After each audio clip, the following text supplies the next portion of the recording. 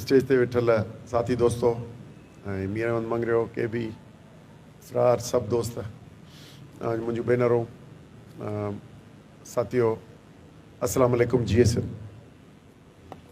तव्हांखे मुबारकबाद हुजे ॿिन्ही दोस्तनि खे ऐं तव्हांजी सॼी सिंध में संगत जेका आहे कंहिं न कंहिं नमूने सां अञा पोइ 2-3 ॾींहंनि खां वठी लहो चढ़म उन्हनि सभिनी खे मुबारकबाद। ख़ुशीअ जी ॻाल्हि इहा आहे त जिदोजहद जे ज़रिए कंहिं एजेंडा जे ज़रिए शयूं अॻिते वधनि पियूं ऐं ही दोस्त चूंडिजी आया आहिनि ऐं उहो पॉपुलर वोट अॻे त सिर्फ़ु मैनेज थींदियूं आहिनि जेके बि इदारा आहिनि मैनेज थींदा पर पॉपुलर वोट नौजवाननि जो वोट उहो पंहिंजे जिदोजहद वतन दोस्ती rule of law constitution in ते पियो पवे ऐं उन जे बुनियाद ते मौक़े परस्त ऐं ॿिया जेके हुकुमरान जमात जा माण्हू मूंखे जेका दोस्तनि खां मालूम कयुमि त काफ़िन पहिरीं हिननि हिकिड़ी बार में ऐलान कयो त हीअ असांजो पैनल आहे हुकुमरान जमात एतिरी उन जे रिएक्शन आयो जो सवाइ थोरनि जे ॿियनि पंहिंजो ग्रुप बि अनाउंस न कयो कि असीं हुकुमरान जमात जा के नुमाइंदा आहियूं। इहा आहे सोसाइटीअ में जेॾी महिल चेंज अचे थी त पोइ इहे जेके ॿाहिरूं पिया हूंदा आहिनि उहे पंहिंजी इहा मुनाफ़िक़ाना चहिरो बि लिकाईंदा आहिनि ऐं माण्हुनि खे उन मुनाफ़िक़ीअ में या धोखे में वोट वठी अॻिते वधणु चाहींदा आहिनि। उन करे यकीनी तौर ते ही फ़तेह सुठी आहे ऐं हींअर हज़ारनि में आहिनि वकील ऐं ही इलेक्शन जा इहे सिंध बार पाकिस्तान बार यकीनी तौर ते असीं चाहींदासीं त इन में अहिड़ा माण्हू न हुजनि जहिड़ा अॼु कोर्टुनि जा जज आहिनि जिन जी का सेंटिटी कान्हे। असांजो हिकिड़ो दोस्त आहे वकील कराचीअ में ऐं मूंखे चईंदा वेठो आहियां भले तव्हां अचो अॼु त मूं चयो घरु छो वेठो आहीं चई अॼु ॿिए खे मोकिलियो अथमि छो त कुझु अहिड़ा जज आया आहिनि जिन जे साम्हूं पेश थियण में हुननि खे शर्म थो कोन थो मूंखे थो शर्म अचे इहो सची थो ॻाल्हि सोची हुन घरु वेठो आहियां छो त कचहरी करियूं त इहा पस्ती मजमूई तौर ते मुआशिरे में अचे पई। इहा पस्ती तव्हांखे सिविल सर्विसिस में माण्हू आहिनि उन्हनि जी अहलियत ऐं किरदार ते में अचे पई। इहा पस्ती पॉलिटिशियन्स जे हिसे में तमामु घणी आहे हमेशह शाहूकार रही आहे इन में पस्तीअ में 74 पाकिस्तान पीपल्स पार्टी जा हींअर मर्द ऐं मायूं मेंबर आहिनि।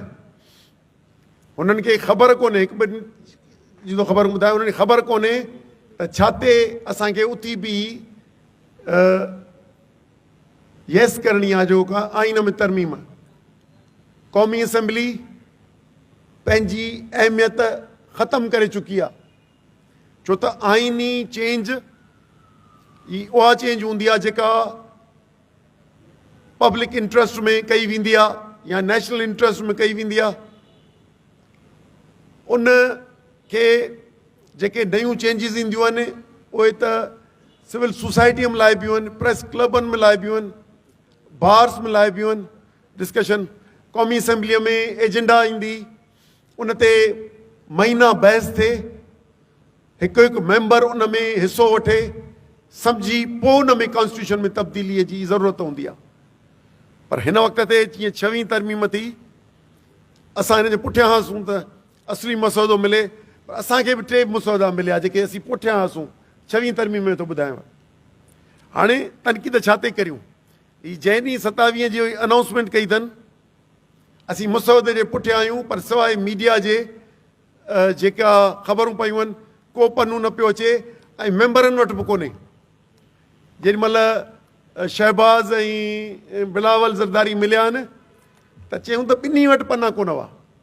हाणे जेके जंहिं तरमीम खे कराइण ते पिया वञनि उन ते रुॻो पाण में वंड कीअं करणी आहे इक़्तिदार जी इन ते पिया सोचीनि बाक़ी चवंदा त ॿियनि खे ख़बर हूंदी। उन करे अहिड़े क़िस्म जी जेका छो त अॼु घणो अची वई आहे या एजेंडा कॉन्स्टिट्यूशनल अमेंडमेंट्स, पर जेकॾहिं इहे थियनि थियूं ऐं 2-4 जुमलनि में चवां, ही चेंजिस जंहिंमें अदलिया, ये पार्लियामेंट पंहिंजी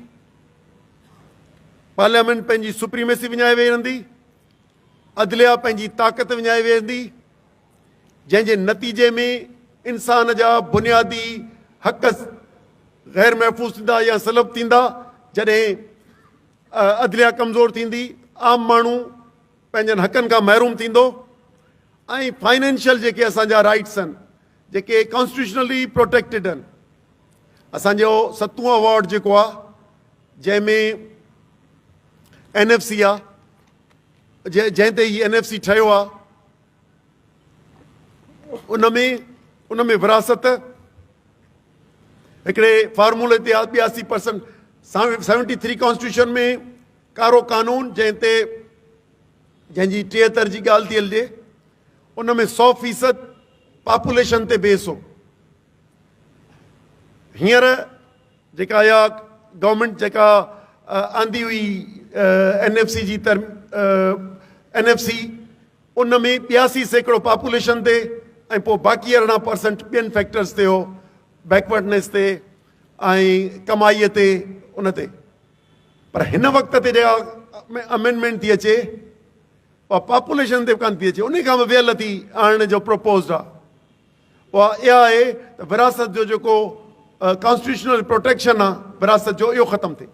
माना जॾहिं जंहिंखे वणे जेतिरो ॾिजे, माना असीं जेको हक़ आहे सो पिनंदा वतूं, को सूबो पिने या पंहिंजो सौदो करे या हुकुमरान सौदो करे, पोइ हू पंहिंजा मुस्तक़बिल जा उन लाइ कुझु वठी अचे माण्हुनि लाइ। NFC असांजी मिल्कियत आहे। NFC में 4 टैक्सिस आहिनि। असांजो जनरल सेल्स टैक्स जेको 73 जे आइन खां पहिरीं वेंदे अंग्रेज़नि जे दौर में बि, अंग्रेज़नि जे दौर में 73 जे आइन खां पहिरीं मुख़्तलिफ़ फार्मूलनि तहत कॾहिं 100% सेल्स टैक्स प्रोविंशियल सब्जेक्ट हो, पोइ आख़िर में अची 50% ते 62% ते अची बीठो। पर हिननि में उहो sales tax, general sales tax सॼो मर्कज़ ॾे हलियो वियो। उन मां 2 महीना पहिरीं NFC वॻे कारो मों करे वेठा आहिनि। 1.5 ट्रिलियन जेको अंग आहे उहो सिर्फ़ु पेट्रोलियम डेवलपमेंट लेवी में फेडरेशन खणी वई आहे, जेका NFC जो वॾे में वॾो हिसो हो। त उहा ख़तमु। पर हाणे जेकॾहिं इहो क़ैद ख़तमु थियो वञे त असीं पंहिंजो नाणो विञाए वेही रहंदासूं। SIFC जे नाले में, स्पेशल इन्वेस्टमेंट फैसिलिटेशन काउंसिल जे नाले में असांजा नेचुरल रिसोर्सिस या असां कंहिंजूं जेके असांजा असेट्स आहिनि, रुगो नेचुरल रिसोर्सिस न, जेके बि असांजा सूबनि जा या मुल्क जा असास आहिनि, उन्हनि ते फ़ैसिलो करण जो इख्तियार न सूबाई असेंबलीअ खे आहे न क़ौमी असेंबलीअ खे आहे। पर हिकिड़ी पैरेलल हिकिड़ी बॉडी ठही आहे, सेक्रेटेरिएट ठही आहे, उहा आहे SIFC, जंहिंजो ख़्वाबु ॿुधायो वियो त ही SIFC उहो इदारो हूंदो जंहिंसां फॉरेन डायरेक्ट इन्वेस्टमेंट ईंदी। सॼा मुल्क बसि अरब खरब मोकिले ॾींदा ऐं मुल्क में ख़ुशहाली अची वेंदी। इन फॉरेन डायरेक्ट इन्वेस्टमेंट में रुपियो बि न आयो अथनि। सऊदी अरब, कतर जिन खे वेकू आहिनि, उन करे ख़ुदि ही जेके कूड़ा ठाहिनि था सब्जेक्ट्स, ऐं इहो सॼो ख़्वाबु ॾेखारे ऐं असांजूं ज़मीनूं लखा एकड़ ज़मीनूं फवाईंदा वञनि, कंपनी सरकार खे मिलंदियूं वञनि। असांजा मिनरल्स एंड माइंस खे ॿाहिरि ॾियण जो फ़ैसिलो, कंहिंखे ॾियण जो फ़ैसिलो पार्लियामेंट में नथो बहस थिए। पोइ ही पार्लियामेंट आहे रबर स्टैम्प आहे, जेका तव्हां जाली इलेक्शन जे ज़रिए आणियो था, वरी जे अंग पूरो नथा करे सघो आइन जी तरमीमुनि जो त वरी हिकिड़नि माण्हुनि खे सीटूं ख़तमु करे वरी उन्हनि जो पूराओ करियो था जेको तव्हांखे हींअर नाअहलीअ जे नेशनल असेंबली ऐं सेनेट में अंग अखर पूरा करण जा कया अथनि। उन करे इन्हनि थ्रेट्स खे जंहिं बुनियाद आइन जा हिलाए छॾिया आहिनि पाण खे यकीनी तौर ते इनखे ज़हन नशी करणो पवंदो त असांजे जाग्राफी खे बि थ्रेट आहे, छो त जेकॾहिं उहा शिक का क़ौमी असेंबली खे इख़्तियार न आहे सूबनि ठाहिण जो, पर जेकॾहिं इहो शिक रुगो विझी छॾीनि भले हींअर कुझु बि सूबा न ठाहीनि त इख़्तियार आहे नेशनल असेंबलीअ खे, त पोइ पाण छा कंदासीं? अददी अक्सरियत ते त हूअं ई हेजमनी आहे पंजाब जी। उन करे ऐं हाणे त पंजाब जी छा दारियां दलाल हिननि खे सिंध में त सभिनी खां घणा था मिलनि, ए रबर स्टैम्प करण वारा जिन में क़ौमी गैरत जो का रतीब कान्हे। उन करे जाग्राफी खे थ्रेट जो इम्कान आहे, रुगो कॉन्स्टिट्यूशन में इहा तब्दीली करे छॾी जेका मूं तव्हां सां ज़िक्र कई। असांजी ख़ुदमुख़्तारीअ ते वॾी ज़रब आहे। असांजे नेशनल फाइनेंस कमीशन जेका आहे उनजी पूरी शिकिल ई मटाए था छॾीनि। पार्लियामेंट असांजी सुप्रीमेसी ख़तमु पई थींदी वञे छो त अमलन ख़तमु थी चुकी आहे। ए सभु जेकर थ्रेट्स आहिनि ऐं कोर्ट्स खे अॻे त कैंगरू चवंदा पर हाणे त अलाए छा चवंदो, सजाद ॿुधाईंदो कैंगरू खां हेठि साईं छा थींदो आहे त अहिड़े क़िस्म जूं कोर्ट्स जेकॾहिं थी वेंदियूं त पोइ ख़ुदि सुवालु आहे हितां जा माण्हुनि जी मुस्तक़बिल, पाकिस्तान जो 24 करोड़ ऐं सिंध जे 6 करोड़ माण्हुनि जे मुस्तक़बिल संदन दाह ते लॻल आहे, जेको हिन कॉन्स्टिट्यूशन जे ज़रिए ही जेको कॉन्स्टिट्यूशन जे ज़रिए कॉन्स्टिट्यूशनल मार्शल था आणनि। सिविलियंस वरी हिकिड़ी ॿी शिकिल में सिविलियन मार्शल सम्झो त लॻी पई आहे जेका तव्हांखे नज़र थी अचे, या जेको उहिदो जेको चवनि था सुप्रीमेसी ठहंदी या उहिदे जे सभिनी खां थींदो सुप्रीम थींदो इदारनि जो सरबराह। सवेल दोस्त केरु ॻाल्हाए वियो आहे, उहो मुंहिंजे ख़्याल में काफ़ी सुठी माना हुई। कंहिं दोस्त ॿुधायो त सिर्फ़ु ॿुधाइणो चाहे त मौजूदा जेके फ़ौजी सरबराह आहे उनजो मफ़ाद ऐं उनजी टीम जो मफ़ाद किथे थो बीहे। ॿुधाइणो चाहे त तव्हांजो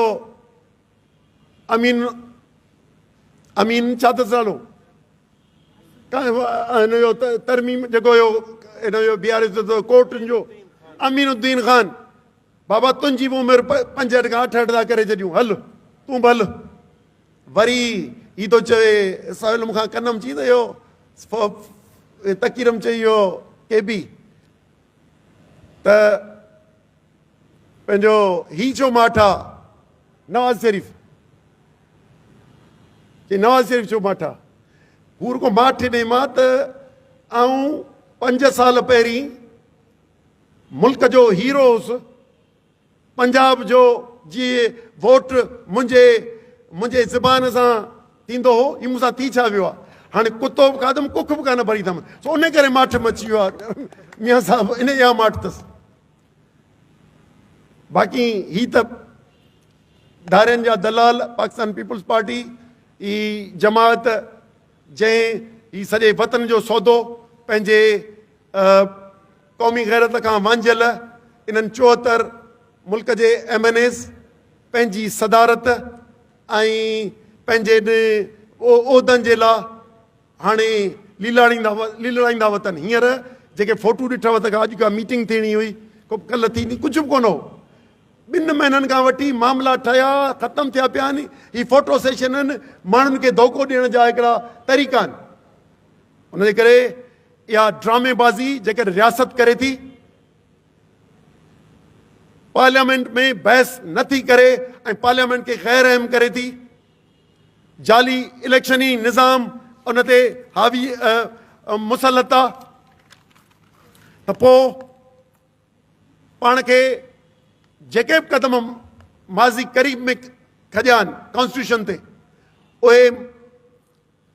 उहे इन गठजोड़ जे ज़रिए 26 तरमीम बि आई, 27 में बि आई जेका न का पब्लिक थी थिए न का असेंबली में बहस थी थिए ऐं नानीअ वेड़ो करे वेठा आहिनि।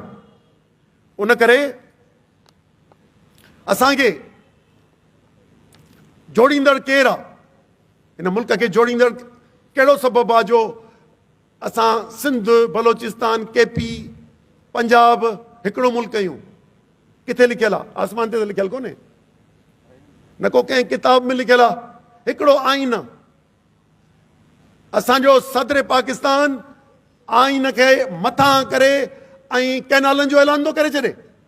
सदर पाकिस्तान आइन जो नथो मुहाफ़िज़ थिए।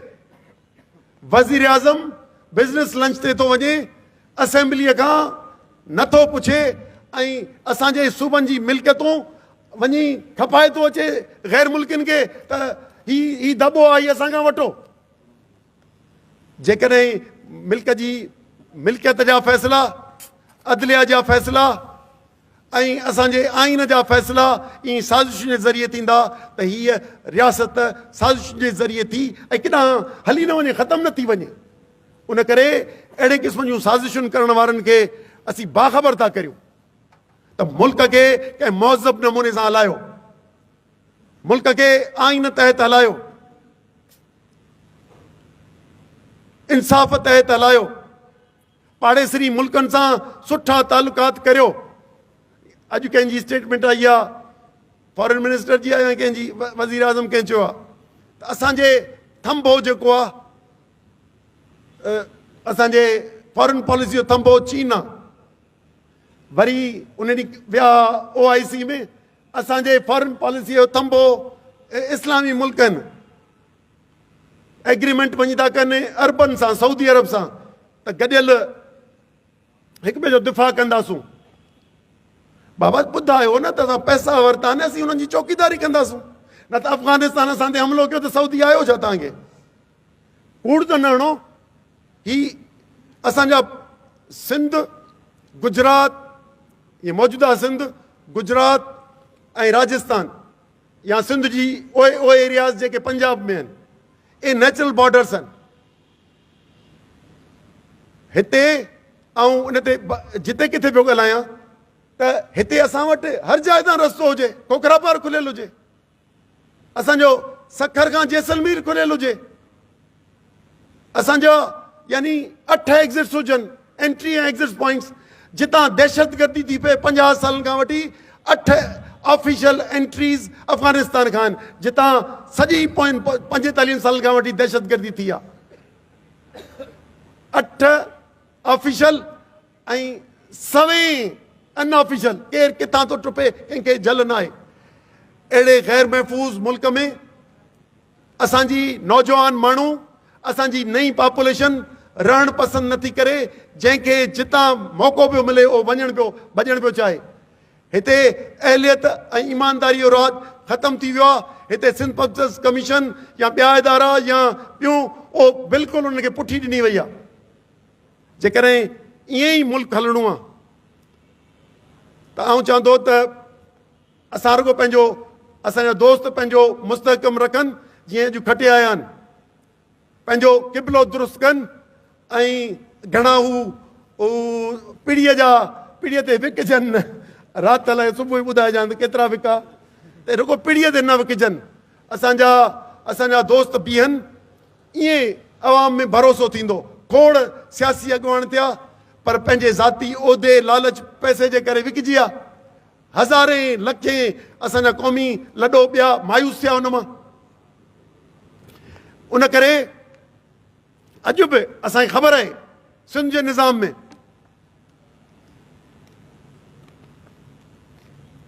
अदा इस्माइल वारा वेठा आहिनि, हुकुमरानी अची वई पीपुल्स पार्टी जी, मरहूम ज़ुल्फ़िकार अली भुट्टे जी पीपुल्स पार्टी ठही वई, पर बाशऊर तालीमी इदारनि में शिकस्त खाईंदा यूनियन में न थी सघंदो।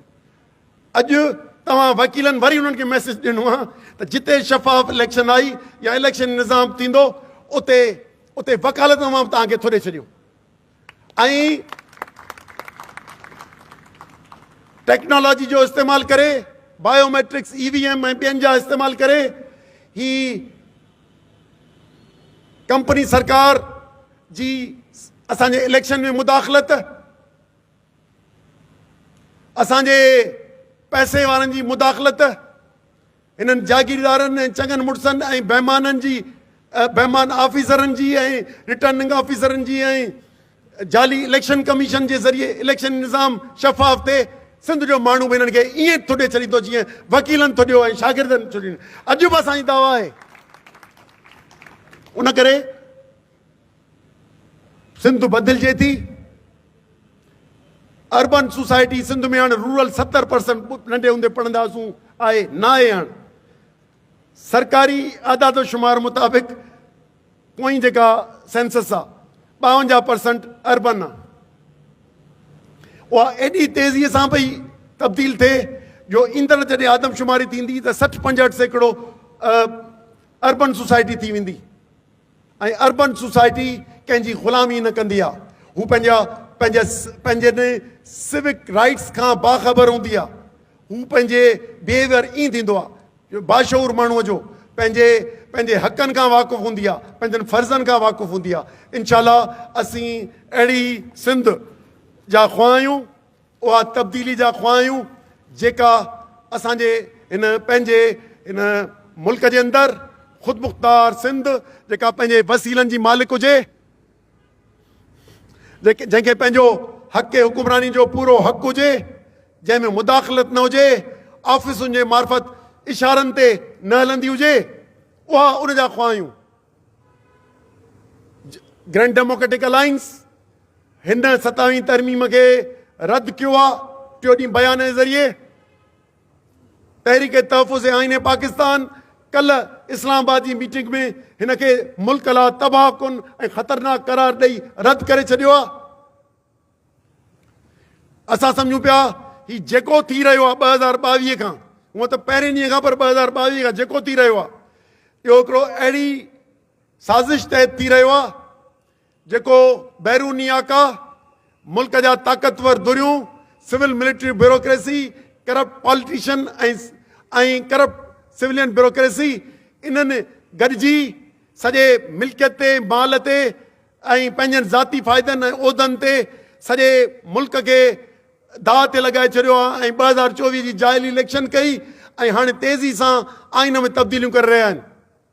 उन करे छा चवंदा आहिनि त घणनि बीमारियुनि जो हिकु इलाजु TTAP जेको 4 ॾींहं ते जलसो करणु अचे पई, या ख़ुशनसीबी ॿुधिजो MNA MPA ॿियनि सूबनि में वधीक आहिनि इन TTAP में, हितां आहे ई कोन। पर कंहिं छा चइबो छातीअ ते हथु कोन कयो, मूं हथु छातीअ ते असीं सिंध खां शुरू कंदासूं ऐं 14 तारीख़ ते जलसो आहे। तव्हां भेनरुनि भाउरनि खे चयो अचिजो।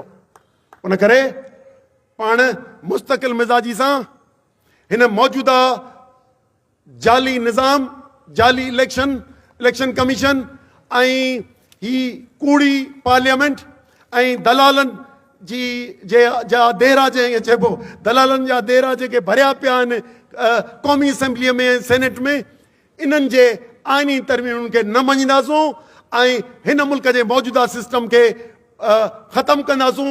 ऐं ही इलेक्शन, ही जेको जाली इलेक्शन आहे, हीअ हुकुमरानी आहे, इनखे हाणे ख़तमु थियणु घुरिजे। ऐं अवाम जे तरफ़ राब्ता मुहिम में निकिरूं पिया 4 ॾींहं खां, सॼे मुल्क में इन लाइ राब्ता मुहिम करे ऐं किरोड़े अवाम जे ज़रिए जीअं सिंध में पाणीअ जे मामले ते सिंध जे माण्हुनि जे इज्तिमाही शऊर, हुननि खे न खुटंदड़ जिदोजहद जे ज़रिए शिकस्त ॾिनी। इनशाला मुल्क जे महकूम, मज़लूम ऐं पीड़ियल ऐं सियासी आज़ादी जा ख़्वां माण्हू गॾिजी ही मौजूदा सिस्टम खे दफ़न कंदा ऐं हिन मुल्क खे नए सिर तामीर कंदा। महिरबानी जी।